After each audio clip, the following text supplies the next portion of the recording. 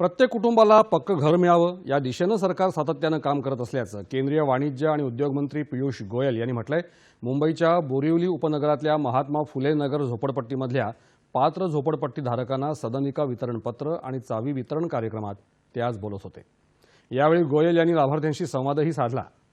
मुंबईत नव्या झोपड्या बनता कामा नयेत, अन्यथा ही समस्या अधिक तीव्र होईल आणि खरे लाभार्थी लाभापासून वंचित राहतील असं त्यांनी सांगितलं। मुंबईतल्या दुसऱ्या कार्यक्रमात गोयल यांनी आंतरराष्ट्रीय महिला दिनाचं औचित्य साधून शालेय विद्यार्थिनींना सॅनिटरी नॅपकिन वितरित केले।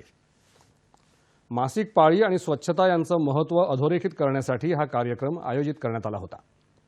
केंद्र सरकारनं सॅनिटरी नॅपकिनवरचा वस्तू आणि सेवा कर रद्द केला आहे, त्यामुळे त्याची किंमत कमी होऊन जास्तीत जास्त महिलांपर्यंत हे नॅपकिन पोहोचू शकतील असं सांगत महिलांना या काळात आरोग्यविषयक समस्येला तोंड द्यावं लागू नये असा सरकारचा उद्देश असल्याचं त्यांनी स्पष्ट केलं।